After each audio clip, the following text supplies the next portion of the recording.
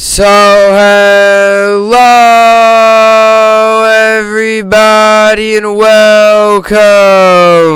Yes, welcome back here at BSN Network. You'll get back here at BSN Network. This is the BSN Network podcast here today. It is Friday, January 21st. Hopefully everybody's having a day so far and a good rest of their day yesterday.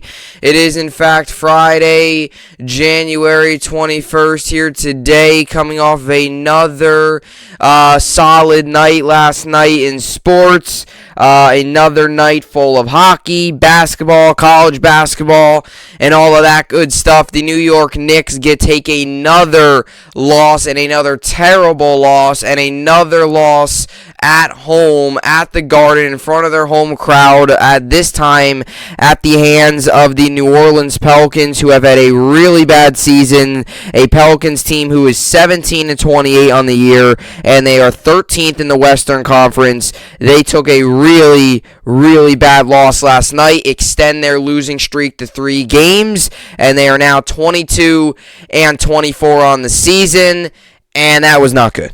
That was not a good game at all. And, you just look at, the game and you look at the Knicks as a whole, and you kind of have to do a reality check at this point. It's like, where do you go from here with Julius Randle? Where do you go from here with the rest of this roster? Now you're thinking about it just a couple of weeks, about a week ago, we were all talking about, oh my God, they traded for Cam Reddish. Oh my God, this is great. And now it's kind of like you got to look at yourself in the mirror and say, is Cam Reddish really enough to get this ship steering?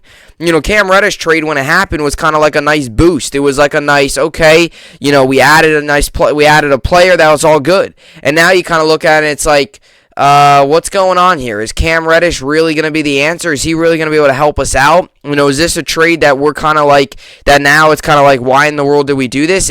And I'm not trying to throw this blame on Cam Reddish, but I'm just saying, like, now the Knicks as a whole, it's kind of like you got to take a step back and look, like, where is this team truly headed? Is this team headed for another tough season where they miss out on the playoffs, miss out on the play-in, and kind of have to go, you get back to reality in the offseason, or is this team going to be able to turn around? And I'm going to tell you right now, as just a basketball fan in general, what I see out of Julius Randle, the Knicks need to end the Julius Randle era in New York. It needs to end. I don't know whether it's trading him, whatever it is, it needs to end. Julius Randle is no longer the answer. Julius Randle, time and time over and over again, has gotten these second chances, has gotten the fans saying, okay, let's see what he can do. All right, he's struggling, let's see. It has been a miserable, and I mean miserable season yet again this year for a guy who had a career year last year. It has been miserable. You can make the argument it is worse than his first year with the New York Knicks, and I mean that.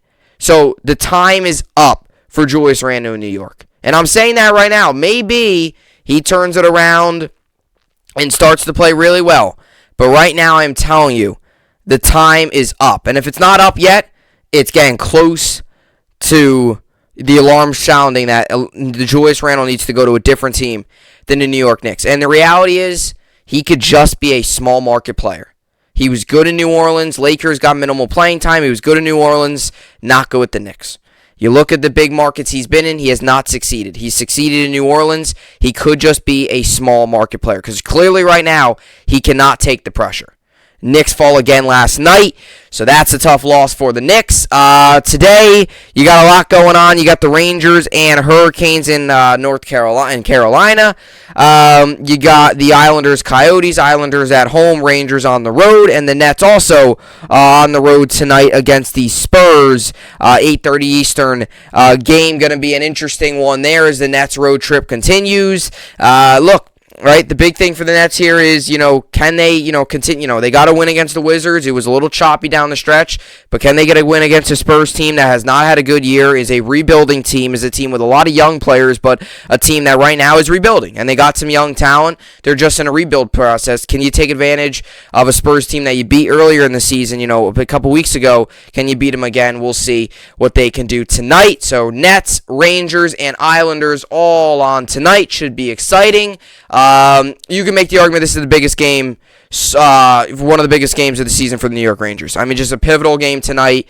Not even just in terms of, like, I don't even want to say pivotal game just in terms of, like, playoff position. I just mean pivotal game in terms of just, like, a statement win. We got a statement win against the Maple Leafs on Thursday night, or Wednesday night, rather. You can get another statement win tonight. Then you have a game tomorrow night against the Coyotes that, to be honest with you, is not a game that, is not a game that you should look at on the schedule and say that's going to be a tough one. It's a terrible Coyotes hockey team. You get a win tonight, you get a game tomorrow night back at home at the Garden against the Coyotes. You should take advantage of that. Boom. You just look at yourself and you're like, that's 2 big wins right there. Keep on, going, moving forward. So, big game tonight. A lot to get to today as well. And with that being said, let's get to the topics for today's podcast. A lot to get to today. It is a Football Friday podcast. We got a lot of great NFL games on tomorrow, and a lot of great games on NFL this weekend. 4 games this weekend, 2 tomorrow, and 2 on Sunday. Bills, Chiefs, Bengals, Titans starting us off, and the Bills, Chiefs wrapping up the weekend Sunday night in Kansas City at Arrowhead Stadium. So a lot of great games. I'll get to each of them, give you my game picks, give you my preview, give you what you need to know, the spreads, who I think is going to win, and all that good stuff. I will get you ready for another big weekend of football ahead of us. Hopefully I have another good, successful week for my game picks. Now, by the way, last week I took all the favorites. 6 straight games, took all the favorites. And, say what you want, but I went 5-1. So I went 5-1, and the one game I did get wrong, I did say it was going to be a really good game, and I had Drake Zerline kicking the game-winning field goal. So that was the only one. But I did go 5-1. They got, Niners did get me. They beat the Cowboys, so that was wrong. But I went 5-1. So started off the playoffs on a high note. This week, however, just a spoiler alert. I'm not telling who, but 3 of the 4 games I'm picking, I'm taking the underdog. So, not going to tell you which ones that is, but I'm going to say 3 of the 4 games I'm taking the underdogs. So that's all I'm going to say, and I'll leave it at that, and I'll give you my picks as I go through. So NFL game picks, get you ready for another massive weekend of football. And then big news for the New York Giants. The Giants have hired Joe Schoen. Yes, you have heard that correctly. The New York Giants make a massive hire, hiring Joe Schoen as their new GM, former Bills assistant GM. And for the first time in a long time, I'm going to tell you why us as not only Giants fans, not only you as Giants fans, I'm obviously a Jet fan, as you can tell by the studio, but not only Giants fans, but why New York football fans as whole, and why, Jets and Giants fans can now kind of come together as a whole and say, for the first time in a really long time, there is true, real optimism behind both the Jets and the Giants. And I don't want to try to gear this to the Jets, but I was thinking about it today. Like, I was trying to think back to the last time there was this type of optimism, and I really can't think of any. Because Sam Darnold's rookie year, the Giants weren't good. So that was that. Or maybe that was, because was that Darnold's the year before that? No. Sam Darnold's rookie year, was that the Giants' year after they made the playoffs? I don't know exactly. No, I don't think it was. Sam Darnold's rookie year, there was true optimism around the Jets, but there wasn't much around the Giants. And you even think back, like, the year the Giants made the playoffs, Jets stunk. The year the Jets went 10-6, Giants stunk. So there's true optimism around both teams. And I will tell you why the Giants, just by this hire, completely changed the view on the organization. That's how quickly things can change. Giants now got to get the head coach right. But this hire is big for the New York Giants. Giants hired Joe Schoen. We'll get to that in the second topic. And then we'll finish it off with the New York Sports Update and get you ready for a big weekend ahead in the world of football, basketball as well. Kentucky, Auburn tomorrow. Whether you agree or disagree with me, I can make the argument this is one of the biggest games of the college basketball season. Tomorrow, 1:30 Eastern on CBS, number 12 ranked Kentucky versus number 2 ranked Auburn on the road in Auburn. At Auburn, it's not going to be easy. It's going to be really tough. but definitely we have a chance, and that's all that matters. Got to bring our A game, got to play the best basketball we can. Rangers tonight, Islanders tonight, Nets also tonight. Knicks have a day off. Alrighty.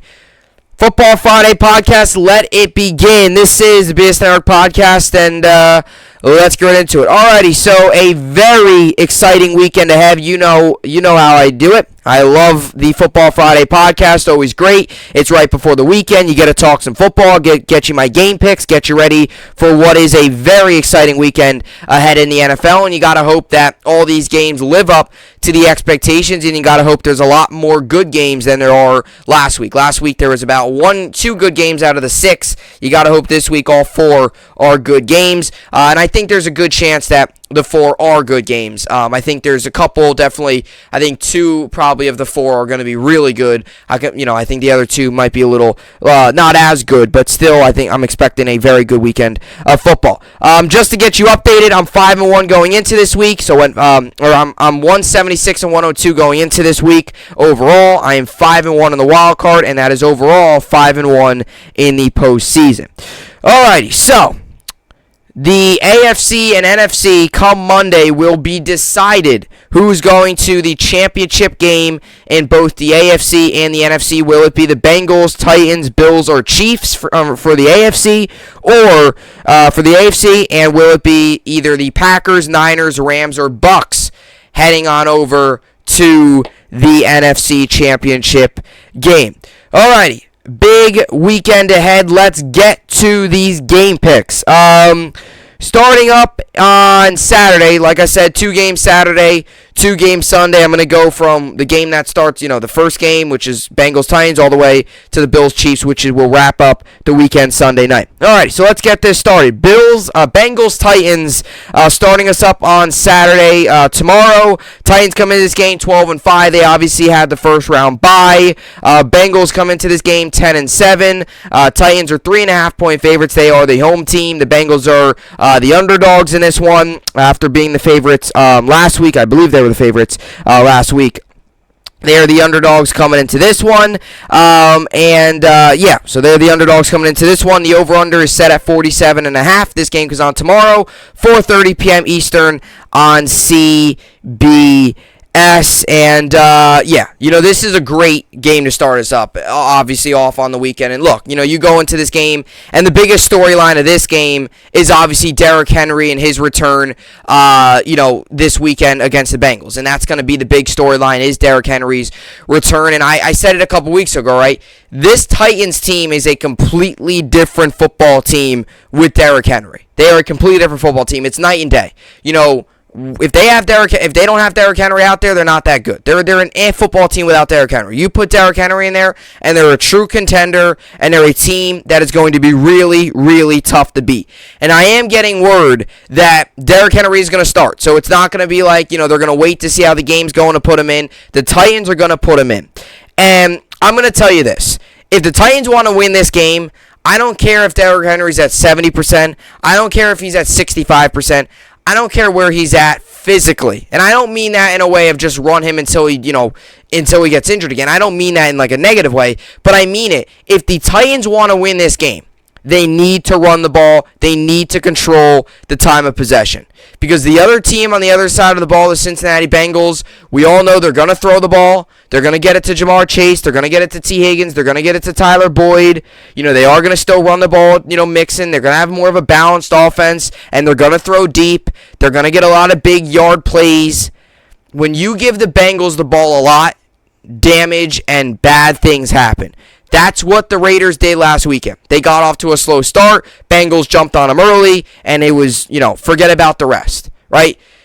Same thing here. If the Titans want to win this game, and whether Derrick Henry's at 70% or 75%, it is still Derrick Henry, and he is still out there, and that's still pivotal. So the Titans need to establish the run early. They need to get the ball to Derrick Henry early, and they need to control the game early on. Get some points, maybe make a stop or two, get a lead early. Because when the Bengals are playing ahead, they're pretty much unstoppable. Even when they're behind, it's tough to beat them. The Bengals are a tough team to beat. And I said this a couple days ago. And I don't like to try to make my picks too early on. But I did say this a couple days ago about the Bengals. I liked them last week at home against the Raiders. I liked them going into the playoffs. And I like them again on the road in Tennessee against the Titans. And I'm going to tell you why. Okay? I just don't think Tennessee is good enough to stop Joe Burrow, to stop Jamar Chase, T. Higgins, Tyler Boyd, Joe Mixon. This kind of five-headed monster the Bengals have created on offense. Oh, no, yeah, C.J. Uzoma at tight end, who is a great red zone threat.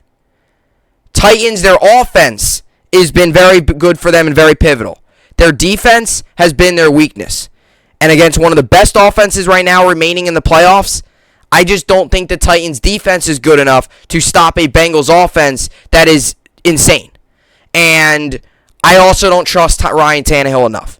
I think with Derrick Henry being back is going to make this a game just because they're going to be able to establish the run and really run the ball a whole lot more.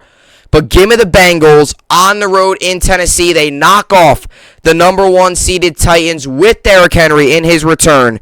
27-17 Bengals win. They do win by 10, but I could see a late touchdown, something like that creates a little bit more of a space. Give me the Bengals 27-17. Bengals win. I will take the under on the over-under of 47.5. Let me just make sure my calculations are correct. 27-17. Yep, I'll take the under on the over-under of 47.5, and I think the Bengals win. Give me the Bengals plus 3.5. Bengals win is my first pick. By the way, 68% of people in the Titans win, so I'm obviously going with the unpopular vote here, but I think the Bengals win, and you know how I feel about the Bengals. I'm not just going to go in and say pick them to lose after I hyped them up earlier on in the week, and if they continue to play like they are, they might be my pick from here on out. Either way, give me the Bengals. Alrighty, next up here, we got the Packers and the Niners. This will be the Saturday nightcap. Packers come into this game 13-4. They are the 1 seed in the NFC, clinched the first round bye, just like the Titans in the AFC. The 49ers are 10-7, coming off of a thrilling victory against the Dallas Cowboys, as we all know. Packers are 5.5-point favorites coming into this game. The over-under is set at 47. At home in Lambeau, tough place to play.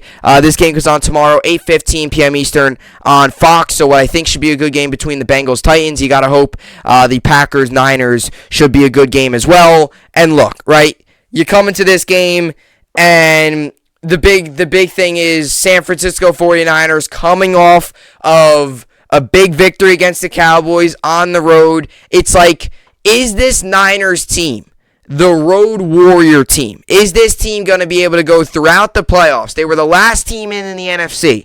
Are they going to be able to go throughout the playoffs, right?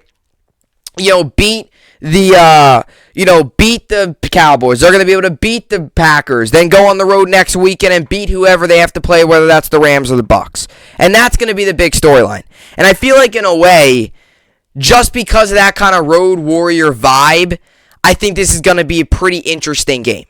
I don't think this is going to be an insanely close game in terms of score, but I think early on, if the Niners want to win this game, early on I think they will make it interesting. I think Jimmy G gets it to Deebo Samuel. That's the big key.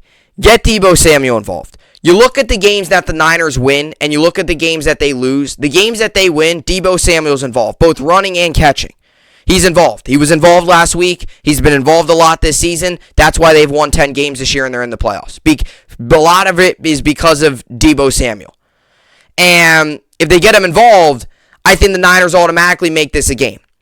If the Packers can find a way to shut down Deebo Samuel, that's an issue for the Niners. Because I truly believe that the Niners offense runs through one guy, and that's Deebo Samuel. George Kittle is very good. Don't get me wrong, but when, if Deebo Samuel can't get good, if he can't get involved, then all the attention's on George Kittle, and that's not good.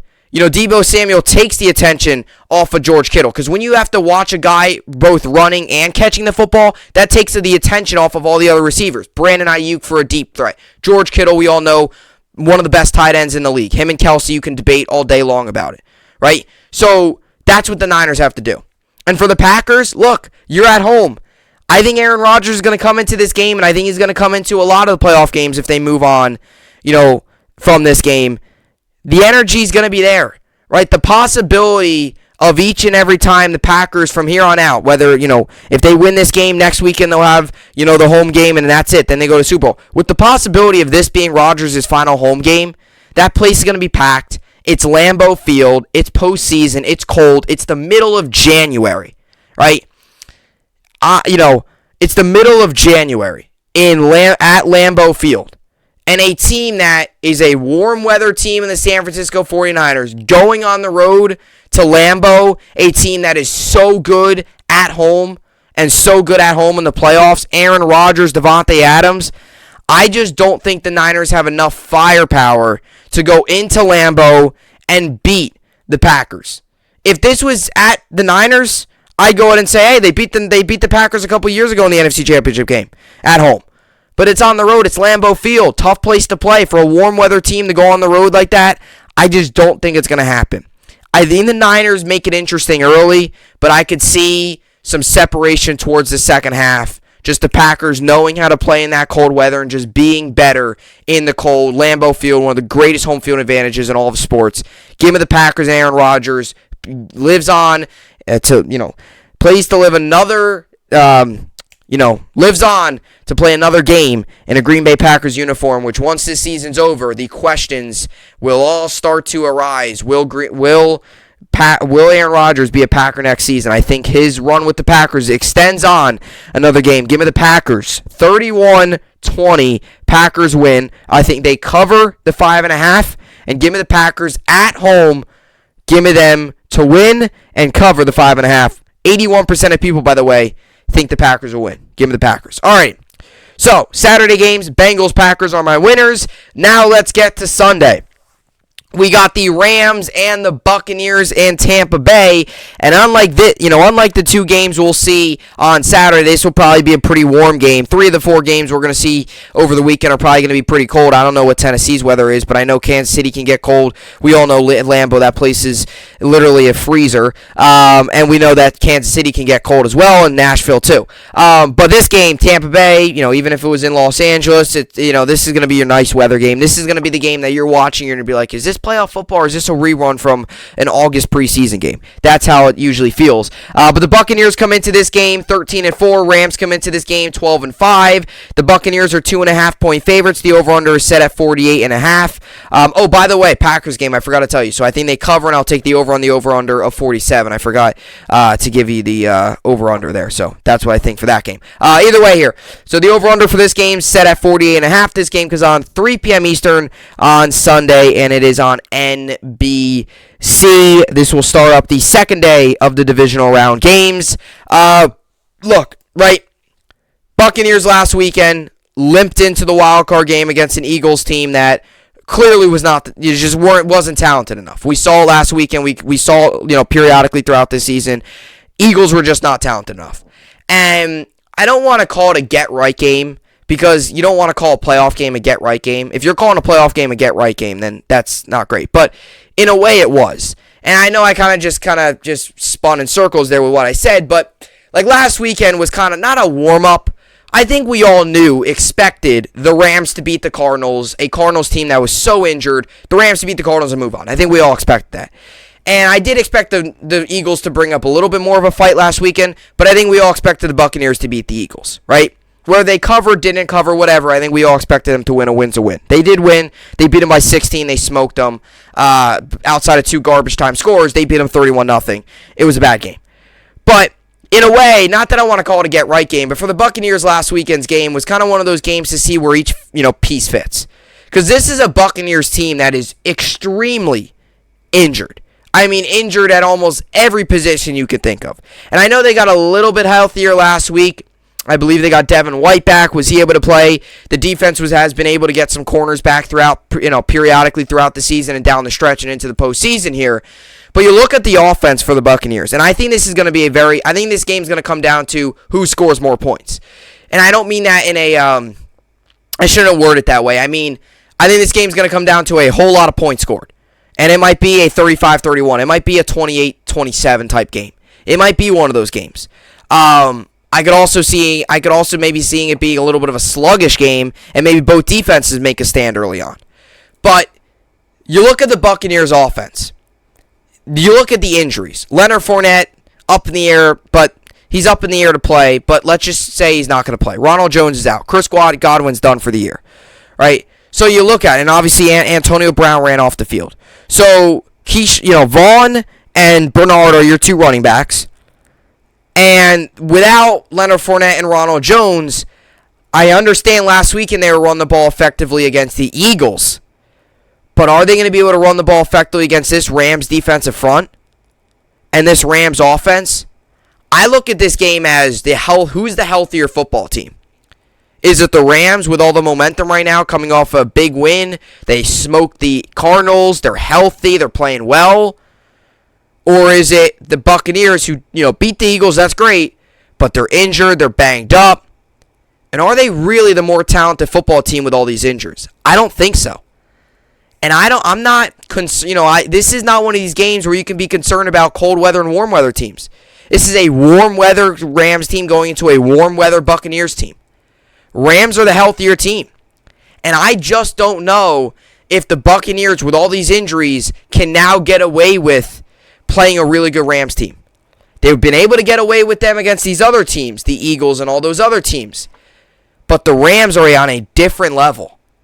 I think the Rams and all the moves they made are going to come in big time. They're going to come in big time clutch for the Rams.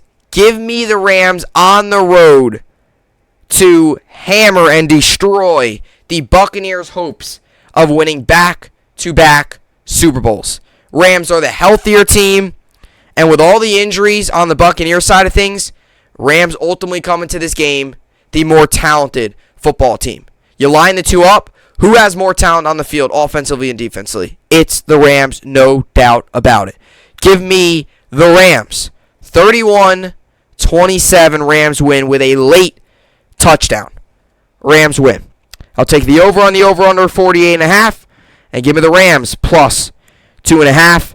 79% of people think the Rams win, so I'm in the popular vote here. So far, most of the NFL world disagrees with me on the Bengals pick. Only 32% of people think the Bengals will win. I'm one of those. Packers, 81% of people think the Packers win, so I'm in the popular vote there. And I'm also in the popular vote here. 79% of people think the Rams will win. So I'm on boat with the Rams. Give me the Rams plus 2.5.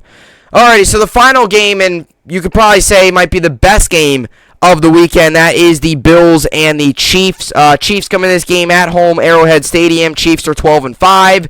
Bills are 11-6. Chiefs are a very narrow, the shortest point margin of the week. 2-point favorites. The over/under, rightfully so, is in the 50s. 54.5 points is what the over/under is standing at right now. Very well could fluctuate and change, but it's probably going to be around there. I can guarantee you this. It's going to be a high-scoring game. This game goes on Sunday, 6:30 p.m. Eastern on CBS. And I just want to make this clear first. I think and I hope that this game is going to be a whole lot better than last weekend's nightcap between the Steelers and the Chiefs, which was a complete murder fest. 42-21 Chiefs win. I hope and expect, like I just said, that this is going to be a better game. And look, here's the deal. This is the deal of this game. It is the Titans are playing the Bengals, the number one team. You can make the argument the two best teams in the AFC, even though the Chiefs did not win the AFC, and even though the Bills did not win the AFC, the two best teams in the AFC are battling it out right here on the field. So I want to make that clear first.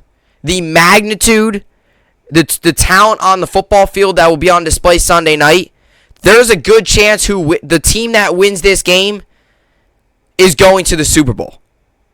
And I could specifically say that depending on what happens in the Titans-Bengals game. Because I think the Bengals are an extremely tough team to beat. So if the Bengals beat the Titans, I would probably say that it's going to be tough for whoever wins this game to beat the Bengals. Because I think the Bengals right now could be one of the best teams that are remaining in the playoffs. And I can give you a whole slew of reasons why. They're young, they're energetic, they're fired up. It's like a new energy. They're like the new kid on the block. And they're just playing with a lot of energy and fire. And that's why I'm so high on them. But you look at this game, and you look at the Bills who have been here before. And I look at this game for the Bills. They're going to come into this game. I know they beat the Chiefs on the road early in the season. That's regular season. It's not the same.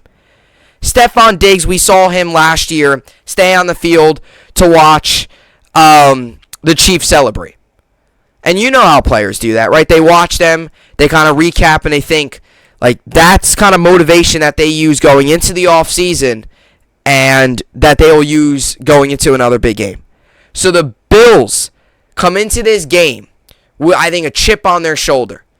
Around this time last year, they were one game away from going to the Super Bowl. They did not win that game against the Chiefs, as we all know. Chiefs won, they beat the Bills. Bills left that field that day with a sour taste in their mouth. And I know some people say, oh, they wish the Bills were home. I feel like in a way this might be actually a little bit of a positive that the Bills might be on the road for this one, because I feel like they're going to come in with the energy of, this is where it ended last year. Let's not let that happen again. And I could fully just envision the Bills coming right out of the gate with a big score. It's almost like you have a week where you get crushed. Like the Bills, they lost to the Jaguars, and then they came back the next week, and I believe that was the week where they crushed the Jets, right? I believe that's the same thing. Like last season, they left Arrowhead Stadium with a sour taste in their mouth. It was such a feel-good story. It was like the Bills, a team who has stunk for so long. Josh Allen having a great year, Stephon Diggs having the year of his career, right? All that great stuff. And to leave that field was definitely tough for them. And to watch the Chiefs celebrate after the start in the season that they had was tough. And I feel like the Bills are going to come out in this game and come out with energy, come out with a lot of fire and passion, come out with a lot of chip on their shoulder. They do not want the way it ended last year, walking off, walking out of Arrowhead Stadium. They do not want it to be a loss. They want to be heading back to Buffalo, getting ready to prepare for an AFC Championship matchup that, depending on the result of the Bengals-Titans game, might be back at home in front of Bills Mafia, in front of their faithful. You just imagine the energy that the Bills can come out in this game in. And that's why I think the Bills win. And I know I didn't touch upon much on the Chiefs here, and I'm going to tell you why. Because, right, the Chiefs obviously go in here the favorites. They're the home team. There's not much I need to say about the Chiefs. We've seen the Chiefs the past 2 years make the Super Bowl. There's not much I need to say about them. What I will tell you is this. I think the Bills come into this game with a lot of energy, a lot of tenacity. I think there's a sense of urgency in the within the building and the training, the facility with the Bills. I think there's a sense of urgency around that locker room. Since last year ended, I think there's been a sense of urgency since last season ended to get back to that point. And although it's not the AFC Championship game, it's still on the road in Kansas City, the place where it ended all last year. And you don't realize how big that could be for a team going back to a spot and to have a huge game and make a big statement. This would not only be a big win for the Bills, this would be a big statement win for the Bills, just showing you how good they are. Give me the Bills. I don't think it's going to be like last week's game, 47-17. I don't think it's going to be like that. I think it's going to be a close game because the Chiefs are just so talented. They're in almost every game. Win or lose, they're in games. You automatically have to count the Chiefs. But I just think the Bills, the way it ended last year, the heartbreak, just a tough pill to swallow, one game away from the Super Bowl, one game away from going into the season, low expectations, and then to get to the AFC Championship game, and then to lose it like they did, had to be tough. Give me the Bills, coming out, a lot of energy, a lot of fight, a lot of passion. Bills win 35-31. I'll take the over on the over-under of 54.5, and I think the Bills win. Give me the Bills plus the 2 points. And also, 47% of people in the Bills win. So less than half the NFL world thinks the Bills win. So most people are on board with the Chiefs. I'm on board with the Bills. So I have the Bills winning against the Chiefs on the road. So I took all the favorites last week, and I did not do this purposely. I did not do this just so I didn't take all 4 of the favorites this week. You know how I feel about the Bengals. I just told you what I thought on the Bills. You know how I feel about the Packers this season. I think they're a great team. And you know how I feel about the Buccaneers and their injuries and what the Rams can be. So that's why I'm taking the teams. So Packers are favorites. That's my only win. Other than that, Bengals are underdogs. I'm taking them. Rams are underdogs. I'm taking them. And the Bills are also underdogs, and I'm taking them. And I can make you a strong argument that all 3 of those teams should be favorites, but they aren't. Packers is the only favorite I'm taking this weekend. And I don't want to say it's obvious, but it's tough to pick against the Packers at home on Lambeau in the playoffs. Against a Niners team that was, was the last team in the NFC. And I don't want to take anything away from them, but you understand where I'm coming from. So my picks, just to be clear, I have the Bengals winning, Packers winning, Rams winning, and the Bills winning. And if everything goes as planned, I have a Bills-Bengals AFC Championship game in Buffalo, and I have a Packers-Rams NFC Championship game in Green Bay. That's what I got happening next weekend. But we got to see how everything unfolds this weekend with the 4 games that are on. Alrighty, so that's what I got for my NFL game picks. Should be a good weekend. Looking forward to it. Fired up. Really hoping it's a good weekend. I don't want to see any of these 31-10 wins and then maybe the last game be like a really good game. I want to see 4 really good football games. I want to see teams battle until the end. I want to see games that come down to the final minute. I want to see games like last weekend. And also, you know what? I wouldn't mind a little bit of controversy. I wouldn't mind a little bit of controversy like last weekend. Why in the world did they run the ball with 14 seconds left? Quarterback run. I wouldn't mind some of that. That's always, exciting to break that down, the day after all those games.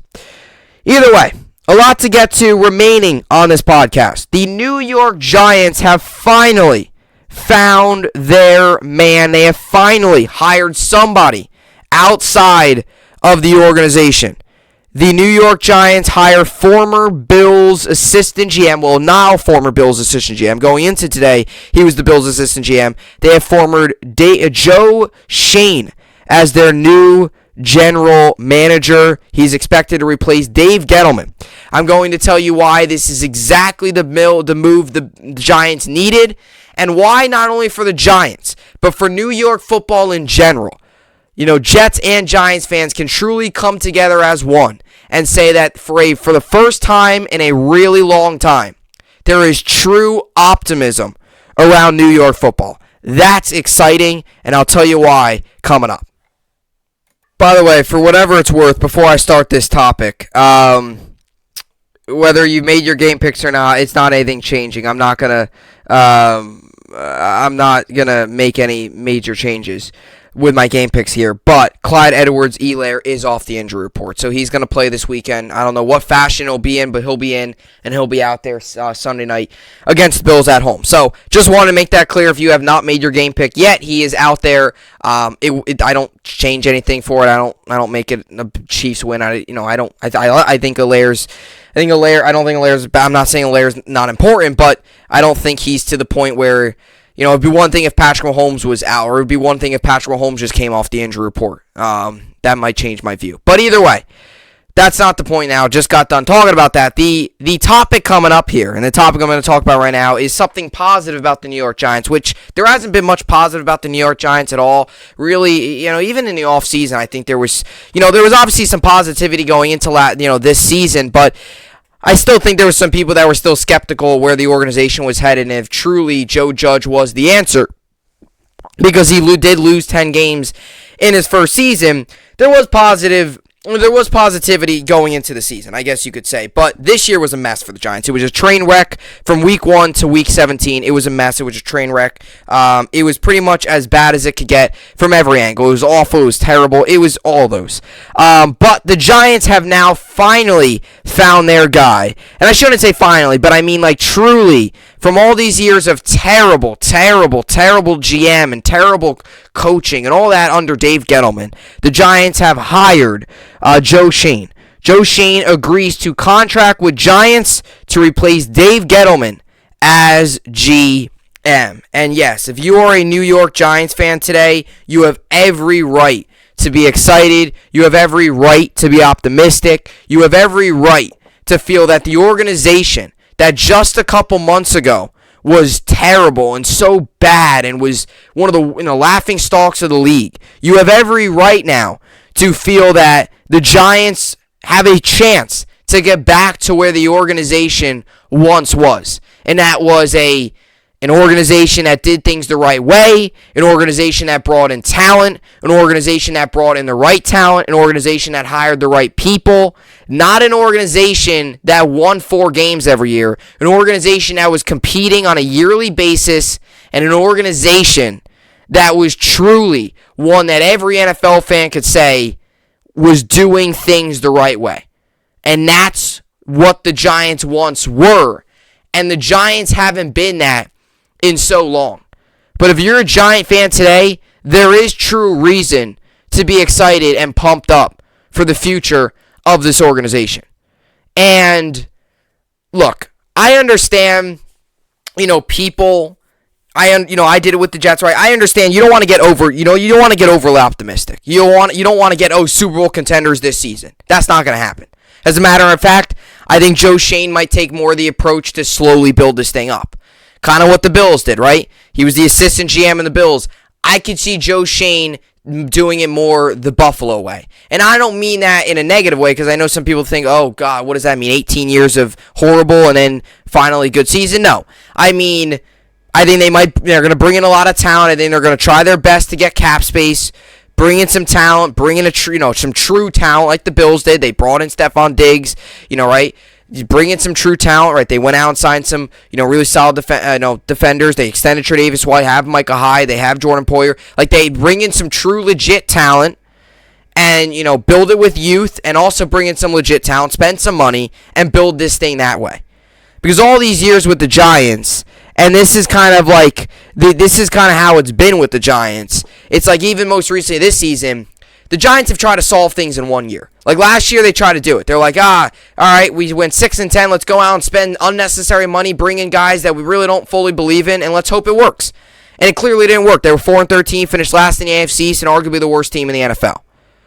And this is why you should be excited if you're a Giants fan, because Joe Schoen, who has been within the Bills organization, was the assistant GM, learning behind, Bean and the front office over there in Buffalo, an organization that has finally gotten it right, and an organization that now truly looks incredibly smart and looks like an organization that is doing things the right way. They brought in Josh Allen. They brought in Stephon Diggs. They brought in some legit talent on defense. And look, they're preparing for a divisional round matchup against the Kansas City Chiefs on Sunday night. And that is similar to what to expect if you're a New York Giants fan with Dave Schoen. And that's why the excitement should be at an all-time high. Because you're not getting a GM that is going to just try to solve this thing in 1 year. You're going to get a GM that's going to try to develop. I look at this situation, and I don't want to compare it to the Jets because it's just unnecessary. I don't always like to bring up the Jets all the time because I know I talk about the Jets a lot on here. But they're my favorite team, so I'm going to. But I want to bring this up here for a second. Like, I don't mean to, man, I don't want to compare everything to the Jets, but the way the Jets are doing things right now, they're bringing in young talent. That's truly what I believe Joe Schoen is going to do. He's going to bring in young talent. He's going to bring in young talent. He's going to develop them. He's going to build them. He's going to get the right coach in here to develop that young talent. And then he's going to also bring in a mix of some high-paid players that truly make an impact. That's what the Bills did. Bills brought in young talent, right? They brought in, Josh Allen. They got some, guys, on defense. Devin Singletary. All sorts of this young talent, right? All that young talent. Specifically, Josh Allen's the biggest one. And they brought in those guys. Tre'Davious White as well, another young player. They brought in all that, that young talent that had a lot of upside, and they developed it, progressed, right? Josh Allen, first season stunk. Second season was better. Last year was very good. This year, very good. Last year, top 5 in the league. This year, top 5 in the league, right? So that's how they've done it. And they've developed it the right way. And they've also brought in a mix of veterans. They've also brought in a mix of guys that, make an impact, and, you got to spend some money on them. Stephon Diggs, big-time contract. You brought in a veteran Beasley. You get maybe a little bit of a smaller name tight end, Dawson Knox, but you fit him into the right system. And now look at him. He's thriving. He's doing great over there. So that's kind of what you see in Buffalo is similar to what you hope and expect to see with the Giants. And that is a guy that's going to try to blow this thing up in terms of cap space. He's going to have to reset the cap space. I mean, make no mistake, he's got his hands full. He's got his hands full. Just like Robert Saleh and Joe Douglas when when Robert Saleh took over with the Jets and when Joe Douglas took over with the Jets, a couple years before that, they had their hands full. Right? Douglas had to get Gaze out of here, then they brought in Saleh, and this season they got their hands full. They got to do a lot with the roster. And Joe Schoen, I don't know why I keep wanting to call him David Schoen, but Joe Schoen has his hands full. Make no mistake about that. He has his hands full. He has a lot to get done. He needs to get it done. and a Giants organization that has been so hungry for success recently, he's going to need to have that success if he wants to stay here long term. But what I think Giants fans should be most excited about is they hired somebody outside of the organization. I'm not a big fan of hiring people that are inside the organization for so long. It's not about that. You got to bring you sometimes got to bring in. I know it's sometimes hard to get rid of guys that have been with the organization for such a long time and all that stuff. I know sometimes that's hard. But when you truly need a culture change, you truly need to build a new foundation, you truly need to bring in a new face where players from not only who are already here now, but a true face that is truly going to get the players to buy in, you need to bring in an outside voice. You need to bring in an outside name. You need to bring in a guy that's going to come in here, do things his way, and get the Giants back to where the Giants once were. And that was one of the best teams that was one of the better organizations in the league where every year they were in it. Every year they were making the right decisions, they were clicking all the right buttons, because the past couple years that has not been the case. And now with this hiring, it's like you just took a giant step closer to getting there. For a tunnel that looks so dark, you now could start to see some of the light at the end of it just by the coaching hire. Or just by the GM hire. And I said it. The GM hire would be huge. It would be huge. And they got the first big check mark. They just shaded in the first big box. Get the GM, hire the right GM. Hire the right guy that's going to bring in the right people, and those right people are going to bring in the right players and the right guys to build the new foundation. That's what they do here with Joe Schoen. And now you look at the head coach, and you got to feel pretty optimistic that he's going to bring in a legit name too. Whether that's Brian Flores, whether it's Brian Dable, I'd assume it's either going to be Brian Flores or Brian Dable. One of the Bryans. So you're going to have a Joe leading the helm at GM, and it looks like you're going to have a Brian at head coach. I know I've talked so highly about Brian Flores and don't think that I'm all of a sudden jumping off the Brian Flores bandwagon. But if you're a Giant fan right now, I know some of you might want Dan Quinn. I know I was going to talk about that today, but with the hiring of the GM, I had to talk about the GM. I know some of you might want the GM, might want the GM, and might want the all that stuff. Might want, or not might want the GM. Might want Jim Harbaugh. Might want a different coach. Might want just Flores. But if Joe Schoen, I don't know why I keep calling him David. I apologize. If Joe Schoen can bring in Brian Dable, I think that's huge. Two guys that have already worked together in Buffalo. Two guys that know each other very well. Two guys that know what happened in Buffalo, know how it worked, were inside of it all. Knew how the construction and the revamping of that roster took. Brian Dable, a coach who is under Sean McDermott, who's an excellent coach in his staff. I'm sure picked up a lot from there. And a coach who last season was a hot name, and again this year was a hot name, and again this season got his offense to one of the better ones in the league. And for a Giants team that has been so bad on offense, to bring in an offensive-minded coach would be pivotal. And if they can bring in Brian Dable and already have Joe Schoen now, I would imagine that you probably lean towards starting fresh at quarterback. Because Brian Dable, they started fresh at quarterback with Josh Allen, moved on from Tyrod Taylor, brought in Josh Allen, and Brian Dable has developed Josh Allen to one of the best quarterbacks in the NFL. And you don't realize how huge that is to go on a head coaching resume. You develop a quarterback into what he's become now. You make an offense that was so bad turn into one of the best offenses in the league.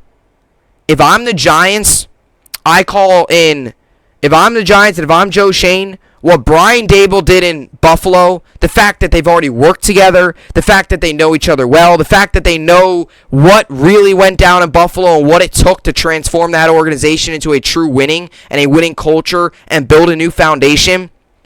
If you're the Giants, obviously you still got to, you got to let Joe Schoen pick his guy. But I'd assume, and if you're the Giants and if you're a Giants fan, you got to hope that Brian Dable is the next head coach. And I wouldn't be, I'm not saying it would be bad for Brian Flores, but it would make the most sense. And the safest hire, the hire with the lowest risk and the highest reward, would be Brian Daboll, because they've already worked together. They already know each other. They already know what what both of them want, and they both know too truly how to develop a quarterback. And I don't want to take that away from Brian Flores, but Brian Flores, we haven't seen that. And I like Brian Flores a lot, but we've seen Brian Daboll turn a quarterback, Josh Allen, into a top 5, one of the best quarterbacks in the league. We've seen him turn an offense that was terrible into one of the best offenses in the league. We haven't really seen that out of Brian Flores. What we've seen out of Brian Flores is get guys to continue to fight, continue to battle, and we've seen him win games, and he beats teams within his division. Brian Daboll, I understand he doesn't have the head coaching experience, but what he's done to that offense in Buffalo to come into one of the worst offenses in the league can definitely transform that. And I feel like with this hire, Daniel Jones, that's probably going to be one of the first questions at his press conference. But you got to feel like Daniel Jones and his future with the team is up in the air still. And it's especially up in the air now, because I truly believe if Brian Daboll is going to come here, or going to come to the Giants, I truly have that feeling that there's a good chance he could lean towards, I don't want to say drafting quarterback, could lean towards bringing in somebody else to bring him into his system and hope that he thrives. He'd be better off bringing in a new face, a new quarterback, bringing a new face at coach and GM, and bringing a new quarterback, what the Jets did. That's, I think, what's best now with the Giants, is bringing a new face at quarterback. Daniel Jones, you can say, Brian Daboll, but Brian Daboll developed Josh Allen into the quarterback he was. I just don't know if he's going to be able to take Daniel Jones, put him into his system, put him into how he does things, and say, oh, hoorah. That's Daniel Jones' third system in 3 years then. Or third system in 4 seasons. I just don't think that's good for a quarterback. I think the time is now. This is just this is the same exact thing that the Jets had last year, right? Same exact thing. Same exact thing the Jets had last season. Jets last season had the issue with Darnold. They decided to bring in Saleh. They decided to make the decision, get rid of Darnold, trade him, get a rookie. Whether the Giants want to bring in a rookie because the quarterback's not great, or whether they bring in a stopgap quarterback and a guy, that could play a season, even if you bring in a Jimmy G or somebody like that maybe only comes here for a year, plays, keeps them afloat, and then next season you truly start the process of bringing in a quarterback and building around him. Or maybe they see something. Look, Josh Allen was not highly touted out of the draft. And Brian Daboll and Joe Schoen and that organization, Bean and Sean McDermott and the Bills organization saw him out of Wyoming. A guy who a guy who was not the biggest name in that draft. It was, Baker Mayfield. It was Lamar Jackson. It was, all those guys coming from the big name schools. It was not Josh Allen from Wyoming. They did take him first round and all that, but there was a risk to that. It was a guy who was from a small name school, a guy who was not very big name, a guy who you compare him to the other quarterbacks in the class and you think, is this really worth the 7th overall pick? So maybe that's the kind of the thing they take again, is they draft another quarterback. Who knows? Maybe they take like Kenny Pickett, something where people have serious questions on, and maybe they're like, no, we see something in this guy and truly transform him into something special. That's a possibility. All I could tell you is this. Giants organization, the light at the end of the tunnel, you could see that today. Yesterday and previously before that, you couldn't see it. It was pitch black. But now you can finally see some of the light at the end of the tunnel just by the GM hiring. And he's got to get the coach right? You can't go out and hire this head coach that you know nothing about. You got to get the coach right. And you truly got to bring in a coach with true experience. I don't want to see, you don't want to see another Joe Judge at coach if you're the Giants. So you got the GM right. Now can the GM and, the rest of the organization get the head coach right? That's the next step. And we'll see. So Joe Schoen agrees to contract with Giants to replace Dave Gettleman as GM. The New York Giants have found their new general manager. Per ESPN's Adam Schefter, the Giants will hire Buffalo Bills assistant general manager Joe Schoen. The Giants GM position came open when Dave Gettleman announced his retirement January 11th. He spent the past 4 seasons in the role, and the team only managed a 19-46 record with no playoff appearances. Gettleman's decision took care of one big question for New York this offseason. The other one involved the future of head coach Joe Judge, and after some uncertainty, they moved on from him. Regardless of who the head coach is, the Giants need Schoen to be better at talent evaluation and drafting than Gettleman. One of the main reasons they have only made the playoffs once since 2013 is poor drafting. They've been awful at drafting, and that's pretty much Dave Gettleman. And, Daniel Jones has been terrible. Kadarius Toney did not have a good year. They've been terrible at drafting. Receiver Kadarius Toney showed promise as a rookie in 2021, but his value was limited by poor quarterback play. Daniel Jones has yet to justify his status as the number 6 overall pick in the 2019 NFL Draft. Running back Saquon Barkley has had 856 yards from scrimmage in 13 games this season after returning from a torn ACL suffered in Week 2 of the 2020 campaign. Gettleman also left the Giants in bad salary cap situation because of the contracts he handed out in free agency. They are $367,578 over the 2022 cap per over the cap. James Bradbury, Dory Jackson, Blake Martinez, Logan Ryan, Sterling Shepard, and Kenny Golladay all have cap hits of at least $12.2 million next season. If the Giants are looking to fix their lack of success in the draft, Schoen is a great person to have in the GM's chair. He has spent the previous 5 seasons as assistant general manager with the Bills, who have built one of the best rosters in the NFL and have made it to the postseason in each of its past 2 seasons, including an appearance to the 2020 AFC Championship game. As long as Schoen is given time to put his stamp on this roster, this is the first move in a long time that should make Giants fans happy about the direction of the franchise. And truly, as New York football fans, truly, for the first time in a long time, after another tough year of football, where both teams combined went 8-26, there's a true sense of optimism coming from both fan bases and around New York football. Because it's been brutal for a long time. But now, truly, sense of optimism for both teams. And the Giants, that optimism starts today with the hiring of Joe Schoen. And a guy, they talk about not being good through the draft. Well, the Bills have hit on a lot of their draft picks. They've also hit on a lot of free agents. Something Giants have not really done. I mean, look at the free agent they picked up, Kenny Golladay. Did not score a touchdown this season, had a terrible year. So you look at all that, you look at the Bills, and they've done the complete opposite. They've done well in the draft. They've done well in free agency. They know how to spend money. They spend it the right way. They develop players, right? They're not all about spending a ton of money. They're not all about building the roster in 1 year. They develop players. They develop the team. They bring in the guys that are the right fits. Something the Giants have not done. Something Joe Schoen and the next head coach should do a much better job. And it starts with the hire here of Joe Schoen. So, right? Giants fans today are pretty happy. Enjoy it, right? This was the Jets feeling. Actually, it's funny because 2 years ago Wednesday, January 19th, or a year ago Wednesday, the Jets hired Robert Saleh.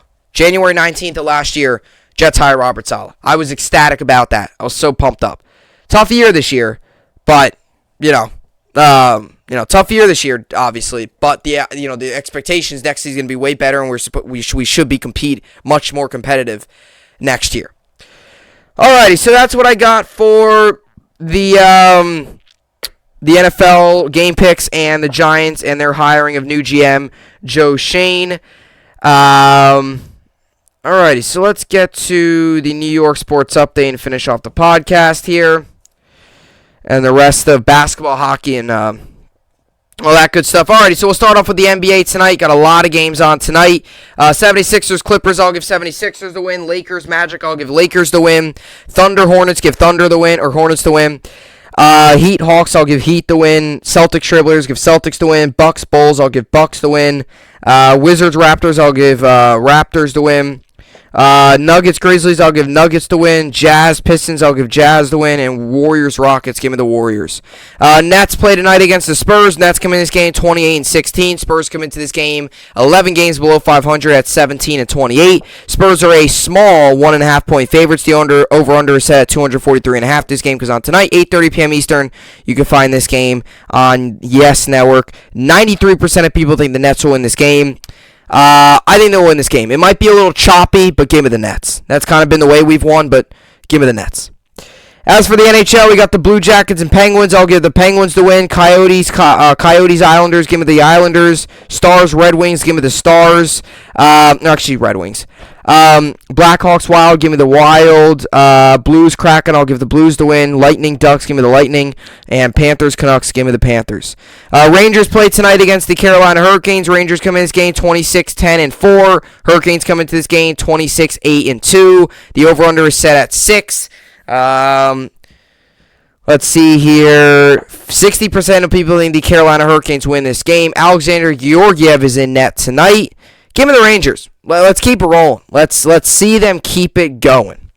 And as for college basketball, 2 games on tonight. We've got the Illinois Maryland. I'll give Illinois the win. And Wisconsin Michigan State's a good one. Give me Wisconsin. And tomorrow in college basketball, I think one of the biggest games of the season. Kentucky Auburn on CBS. Going to be a very, very exciting game. I'm super pumped up for it. A game that I've had circled on the calendar for a while. 1 Eastern tomorrow. Kentucky, Auburn. Auburn comes in this game 17-1. They are the second-ranked team in the nation. Kentucky is on the road. They're the 12th-ranked team in the nation at 15-3. This game comes on tomorrow, 1 Eastern on CBS. No percentages are out yet, but hey, am I crazy optimistic going into this game? I wouldn't say so. Am I optimistic that I think they have a chance? Yes. I just want to see really what's going to come down to it is, can Kentucky stop the fast transition offense that Auburn plays at? Auburn plays at an incredibly quick rate, and if they can't stop that, then there's a problem. But if they could find a way to contain that, then that's huge. And that's all I ask. You contain that, there's a chance. It's hard to contain it, but you got to find a way. They're a very quick, fast team. They're a team that you cannot get down on early, because once you get down on early, there's going to keep going, and there's no looking back. So, hey, going to roll Kentucky here, but you got to stop the fast break. They're a very quick transition team that likes to make a couple passes right to the rim, couple passes right to the win. Force you into mistakes, take it to the other end, score. That's what they like to do. They like to also get off to quick starts. You allow them to get off to a quick start, there's going to be problems. So that's the key for Kentucky if they want to win, especially on the road at Auburn. That place is going to be packed. Going to be a hostile environment. Alrighty, so for fantasy basketball, I come into today, I'm winning 827 to 335. Today I've got going John Morant, Tyrese Maxey, Desmond Bain, Nikola Jokic, Shai Gilgeous-Alexander, John Collins, Donovan Mitchell, Miles Bridges, Kelly Oubre. Desmond Bain still health and safety protocols, and Donovan Mitchell's out still due to concussion.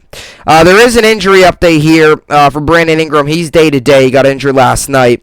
Ingram suffered an ankle sprain, and the Pelicans win over the Knicks on Thursday, NBA writer Mark Stein reports. So he played 27 minutes last night. He had 5 rebounds, 6 assists. He had a steal, no blocks, had 15 points and 27 fantasy points. So hoping that it's nothing major, because he's been a nice contributor for my fantasy team. And yeah, that should do it. Let's see. Just looking at the percentages, I gotta admit, I'm kind of surprised that, and you could call me crazy here, but I'm surprised at the amount of people that think the Titans are gonna win. Think that, like 68% of people think the Titans are gonna win. I think that's a little crazy. I mean, not that I don't disagree. I mean, I understand. I don't know. Maybe I'm a little too high on the Bengals. Comment down below. I'd like to hear your opinion. Like, I'm not saying that they're the greatest team I've ever seen, but like when you talk about a young team that's playing with a lot of passion, a lot of energy, like we talk about energy, we talk about urgency, we talk about like teams coming out, just playing good, like they're just having fun, and they're the new kid on the block. You got all these old players. You got Matt Stafford, you got Aaron Rodgers, you got Tom Brady. It's like you got Joe Burrow and a bunch of young players. Like they're a fun team to watch. They're like a new fun team. They're like a high energy team, and when you get those teams, it's exciting and it's fun, and you gotta ride with it, because you don't get them very often. Like, you always have those teams that, you do have, I shouldn't say you don't get them very often, but you always have those teams that are like the fun team. Like the Padres. They were like the new team on the block. They struggled this year, but like they're an exciting, fun team to watch. Sure, are they maybe not as good as people make them out to be? Yeah, but they're fun to watch, and they get you excited. That's what the Bengals are. they're an exciting and fun team. They're a team that takes shots downfield. They score a lot. They score some more. I mean, they're like the Chiefs a couple years ago. And the Chiefs still are kind of that fun team that plays with a lot of energy, a lot of offense. I'm telling you, watch out for the Bengals. And maybe, hey, look, come on here Monday, and if they lose, they lose. But all I'm going to say is watch out, especially if they win against the Tennessee Titans. So, hoping for a lot of good games over the weekend, not only just in the NFL, but you got to hope the basketball, college basketball, Rangers, Nets are all good games and with wins, and specifically the NFL. You got to hope that those games are really good. I don't want to see 4 blowouts. It's the last thing I want to see. I want to see 4 really close games that you're watching in the final minute with a true who's going to win this game. I would love each game to come down to the final minute. The team's got the ball to score a game-winning touchdown. That'd be great. That'd be great. Also, a little bit of controversy because that's always fun, especially when your team's not involved. It's always fun to talk about it because when your team or like when your team's not involved or they're not on the wrong side of the controversy, it's always fun to talk about because it's like, what the heck are they doing? You don't got to worry about being upset about it. So I'm just hoping for 4 good football games. I'm hoping for a great weekend of sports, and yeah, that'll do it. Another fun week in the books, full of podcasts. Thank you all so much for the support. Always enjoy it. As you all know, I take breaks on the weekends, so it's only Monday through Friday. Take breaks on the weekends, so I hope all of you enjoy all the great sports and football that is on over the weekend. As always, I will see you all back here on the flip side. See you all back here on Monday. Enjoy your weekend. Hope you enjoyed it, and thanks for watching.